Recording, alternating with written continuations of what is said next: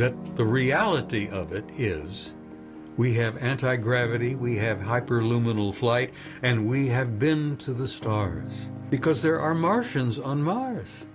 There are survivors of an ancient Martian civilization. Robert Dean n'était pas un illuminé, c'était un analyste principal du renseignement au sein de l'OTAN. Il détenait l'accréditation la plus élevée possible, Cosmic Top Secret. En 1964, alors qu'il travaillait au siège du SHAPE, un collègue a déposé un dossier confidentiel sur son bureau. Il lui a dit « Lisa, ça va te réveiller ». Ce dossier portait un titre simple, presque banal. Un assessment, en français, évaluation d'une menace militaire possible pour les forces alliées en Europe. Mais ce rapport ne concernait pas l'Union soviétique. Il parlait d'autre chose, il parlait d'OVNI.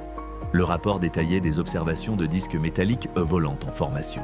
Ces objets avaient été suivis par radar et observés par des militaires issus de plusieurs nations. En février 1961, ces objets avaient failli déclencher une guerre. L'OTAN croyait que la Russie les avait envoyés. La Russie pensait que c'était l'OTAN. Mais ni l'un ni l'autre n'avait raison. Ces disques arrivèrent de l'Est. Ils traversaient l'Allemagne, la France, puis disparaissaient au-dessus de la mer de Norvège. Ils volaient avec précision, comme s'ils suivaient une mécanique d'horlogerie. Ils semblaient intelligents, autonomes et n'obéissaient à aucune puissance terrestre. I was working in the war room. I was given an assignment, Operations Division, working in shock, with a Cosmic Top Secret clearance. And when I arrived in the summer of '63, I learned of a study that was underway. Now, guys in headquarters like that, you know, international headquarters, we had French, British, Germans, Americans, Turks, Greeks, all of NATO. Although I must be honest and tell you that SHAPE headquarters was run primarily by the Americans, the British, and the Germans. And it still is today. The other nations were involved, but they never contributed very much. They didn't have too many men to assign. But when I arrived in the summer of '63, I learned of a study that was underway, which was curious, interesting. It seems that in 1961, the Warsaw Pact and the Allies, SHAPE NATO, the Western powers, almost went to war in '61, in February of '61. And the reason was that there were large numbers of circular metallic objects flying in formation all over Europe.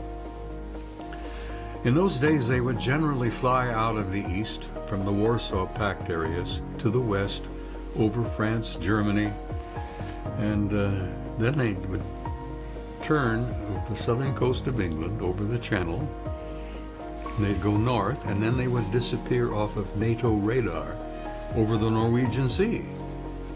And these objects were in formation, very obviously under intelligent control.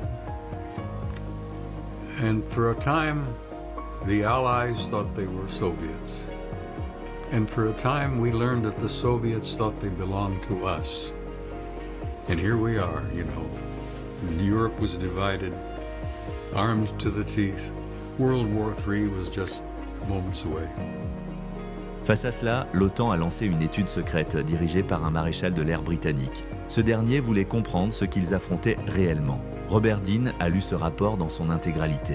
Et il n'a plus jamais vu le monde de la même façon. Il en a tiré une conclusion nette. Nous ne sommes pas seuls et nous ne l'avons jamais été. Are they a threat? Is there a military threat involved? It was a thorough 3-year study. It had a document that was about an inch, maybe an inch and a quarter thick. But it was supported by about 10 inches of appendices and annexes. And that's where the real nitty-gritty was, in those appendices and annexes. And they'd done historical evaluation, they had done psychological studies, sociological studies, theological implications. It was a pretty thorough piece of work for a military study, which had one focus, and that is there a threat or is there not? Well, the conclusion of the study, when they published it in '64, they only published 15 copies. One copy went to my boss, Lyman Lemnitzer, American 4-star general, who was Supreme Allied Commander in Europe at the time. And the The Brits got a copy, the Germans got a copy, the Italians and the French and so on. But when I got into that thing and started going through it and looked at the photographs and looked at the details, I couldn't leave it alone.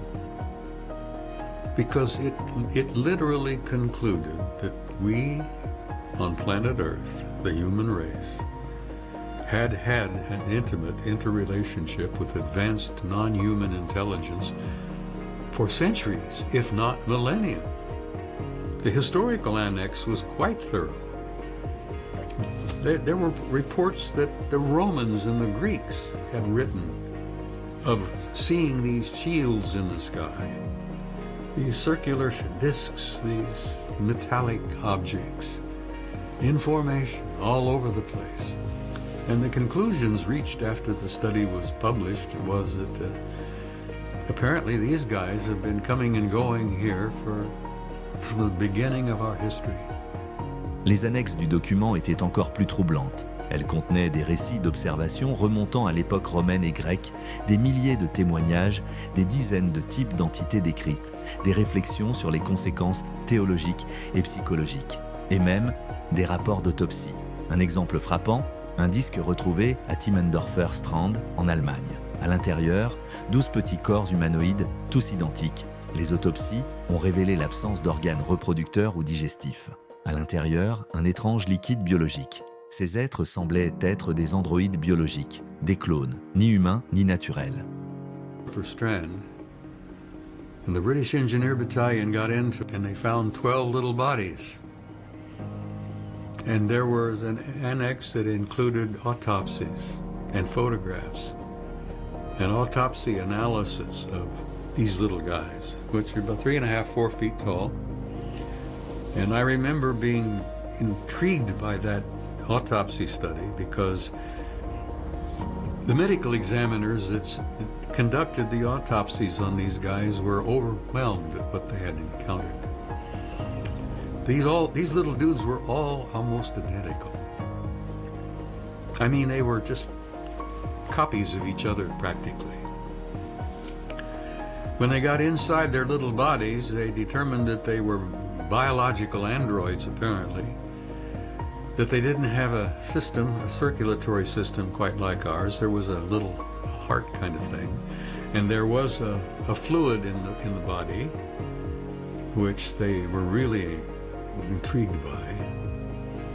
But there was no alimentary tract, and there was no reproductive capability. Pourtant, la conclusion du rapport était claire, ils ne représentent pas une menace. S'ils avaient voulu nous anéantir, ils l'auraient déjà fait, et 1000 fois. And the conclusions reached after the study was published was that apparently these guys have been coming and going here from the beginning of our history. And that no, there was not apparently a threat involved, because if there had been, the repeated demonstrations of their incredibly advanced technology indicated that if they were malevolent or hostile, the game would have been over a long, long time ago. As one of the Air Force generals said, hell, they could have cleaned our clock at any time. A little figure of speech that a lot of the military guys like to use. Well, they didn't clean our clock, and they haven't cleaned our clock since. So they apparently were not malevolent or hostile. Alors, qui sont-ils? Et que veulent-ils? Le rapport ne le précise pas. Ce n'était pas sa mission. Dean, lui, a affirmé que 4 groupes interagissent déjà avec nous. Certains ressemblent à des humains. Il raconte même l'histoire extraordinaire d'un couple belge dont le mari est même monté à bord d'un de ces vaisseaux et dont sa femme et la police même ont été témoins de l'atterrissage et du décollage de l'engin. Well, I was to learn later, as most of us were to learn over the years, that these little dudes were just a tiny part of the program. Later, we were to discover that there were at least 4 different groups involved, and that's what the study concluded, that there were 4 different groups because there had been landings, face-to-face confrontations,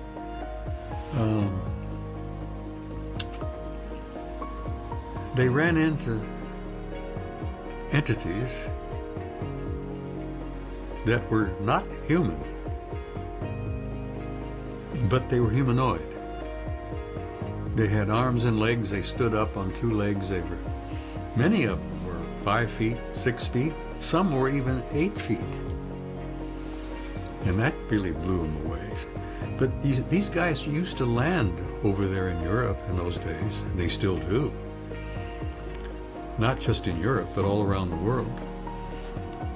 We had a couple of cases that were in the study where they landed outside of a little town in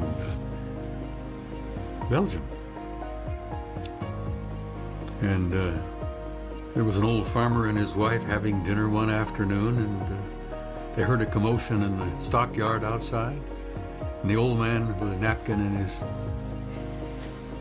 chin here probably had a spoon and fork in his hand, and he goes to the door, and a disc had come in and landed in his back pasture.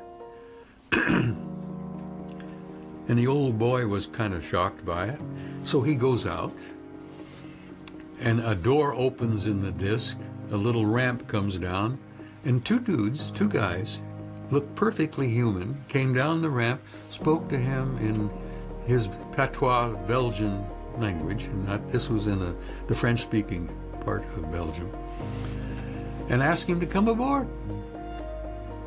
Let us show you our ship. Well, the old man pulled his napkin off, laid his knife and fork down, and away he went, and he got on board. And the missus gets to the door and sees her husband going up the ramp into this disc and has a fit. And the ramp goes up, the door closes, the thing takes off, and her husband is gone. Well, the madam just has a fit, and she gets, I think they had a phone at the time in the house, and she calls the local police, who called the local military, and the next thing you know, there's about 15 or 20 guys there. There's a whole crowd trying to figure out what the hell had happened to the old farmer. Well, while they're there, this disc comes in, lands in the pasture, the door opens, the ramp comes down, and the old farmer gets out and says, wait till I tell you what I've seen. Man, listen, this is incredible. And he's jabbering away. And of course, the wife is having a fit. And the police and the military are there. And they'd seen the entire thing take place. They whisked the old boy and his wife away to Brussels and kept them for a week. Robert Dean raconte même des témoignages saisissants de vaisseaux en plein milieu de bases de l'OTAN vus par des personnes mais non détectées par des radars. Mais aussi, il raconte comment de nombreux pilotes d'avions sont régulièrement témoins d'ovnis jouant avec leurs appareils dans le ciel pour qu'ils soient accoutumés à leur présence. Ramstein Air Force Base one time, big disc came in, hovered over the runway, just a few feet off the runway. Everybody went apeshit, excuse my term, but you can imagine. This is an Air Force base, Ramstein, jet fighters and all that. The guys on the runway said, my God, look at it, it's hovering there, it's just sitting there, a few feet above the runway. And the guys in the tower are painting it on the radar, okay. Next thing you know, the guys in the tower says, it's gone. The guys on the ramp says, no, it's not, it's still here. But it had disappeared off radar. The next thing you know, the guys on the ramp says, well, it's gone now. It just disappeared. And the guys in the tower says, no, it's not. We're still painting it on the scope. So it's still sitting there. But you can't see it. Well, that was done intentionally, you see. And they did that time and time and time again. They flew circles around our jet fighters. Made fools of the guys. Gordon Cooper told me before he died, and I had a chance to meet him. He was a delightful guy. The astronaut. Gordon says, hell, they were flying all over the damn place when I flew jets in Europe in the 50s. So they were trying slowly, gently, carefully to get us used to their presence without scaring us half to death, without threatening us necessarily. But it was amusing at the way they played games with us. They made fools out of us, flew circles around us and disappeared in front of us and then appeared again right there. And then they took people for rides. Hell, I found out later that they had been doing the same things in the United States. They took people for rides. Hey, come aboard. Anyhow, I was at Shape from 63 to 67. And old man de Gaulle got his anger up, got angry and pissed off at us because he had felt he had not been treated properly by the Allies during the war and after the war. So he withdrew from the military alliance in 1967. France stayed a member of NATO, but de Gaulle purposely withdrew from the military alliance, so we had to close our headquarters outside of Paris in 67 and move the entire damn thing up where it's located today, a few miles outside of Brussels. And that was one of my last assignments in 67, is to help move the headquarters from Paris, a little place called Rocancourt, right outside of Paris. And we moved the headquarters up to Brussels, and that was my last assignment. Then I came home. But that was my introduction to the reality of the extraterrestrial presence. Walter, I'll be honest with you, I use the term extraterrestrial isn't really applicable. Alien is not an applicable term. I hate the term UFOs because they're not unidentified. We've learned that these intelligences, and there are many of them, we have a personal relationship with two today, our government. But we've learned that they're not only interplanetary, that some are interstellar, some are intergalactic. Il a décrit leurs vaisseaux comme des entités conscientes, vivantes, réagissant à la pensée. Certains étaient pilotés manuellement, d'autres uniquement par connexion mentale. Une véritable fusion biologique entre pilote et appareil. Et selon Dean, nous avons réussi à reproduire cette technologie. Oui, nous avons fait de la rétro-ingénierie. Il affirmait que les États-Unis disposaient déjà depuis longtemps de vaisseaux à antigravité et de propulsion plus rapide que la lumière. Human beings are living immersed in an ocean of consciousness. That everything is alive, including the planet, including space and time.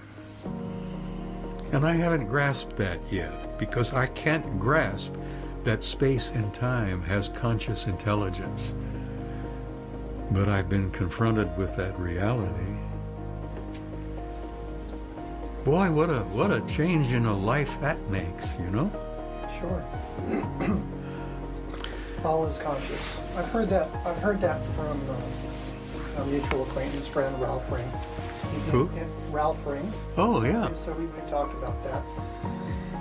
He refers to the ship that he was on as being consciousness. Well, the ships are, I'm sure, alive. I mean, the way they're put together, there's living creature there. There's intelligence there. I mean, they just don't put metal, plastic, and whatever together. Their ships are intelligent. Their ships are conscious. Some of the things that drove some of our engineers crazy was when they'd get inside of some of the little ones, couldn't find a propulsion system. They could find some little controls where you put your hands. 5 fingers. Some of these little dudes have 5 fingers, or 6 fingers. So these little imprints on this control panel have 6 digits. So apparently they put their hands on there and their minds and the ship becomes one. Dean affirmait aussi que des survivants d'une ancienne civilisation martienne vivent sous terre. Les soviétiques les auraient photographiés. Après Apollo 17, les extraterrestres nous auraient transmis un message: ne revenez pas avant d'avoir grandi. Now, when we first went through the Apollo program, we were flat told at the end of Apollo 17, get off and stay off. because you want to militarize all of this crap. You want to bring military, you want weapons, you want nuclear weapons here and there. They flat told us in those days to get the hell out and stay out, you know. You're not coming until you get your act together and stop trying to militarize the moon and Mars, because there are Martians on Mars. There are survivors of an ancient Martian civilization on Mars, and they're living in a city which the Soviets photographed, the size of Chicago, underground. And I show those photographs in my presentations. Il révèle également quelque chose d'incroyable sur le fait que nous, êtres humains, autant que les entités là-haut, sommes des êtres immortels, c'est-à-dire une âme habitant temporairement un corps physique. Il décrit également que la grande différence d'écart d'évolution entre nous les terriens et les extraterrestres réside dans une avance considérable concernant la spiritualité et la connaissance de la conscience. God, we're talking about intelligences could be 10 million years ahead of us, technologically, spiritually.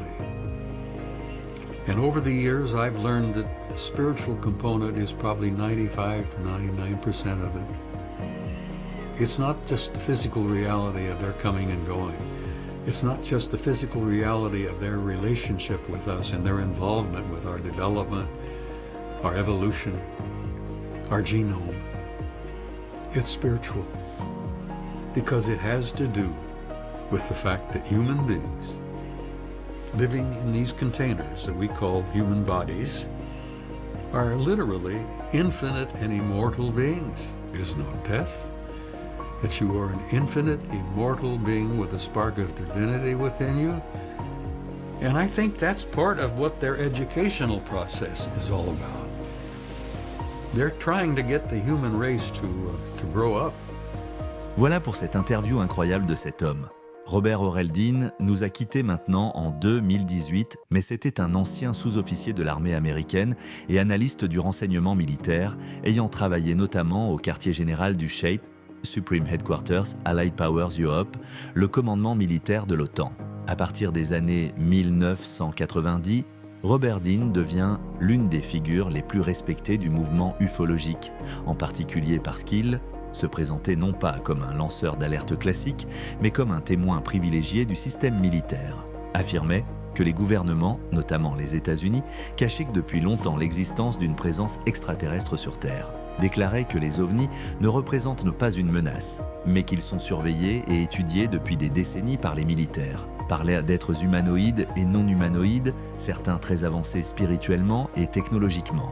Disait avoir été en contact direct avec ces entités, y compris lors d'expériences à bord de vaisseaux. Personne ne pourra dire s'il a dit la vérité ou seulement une partie.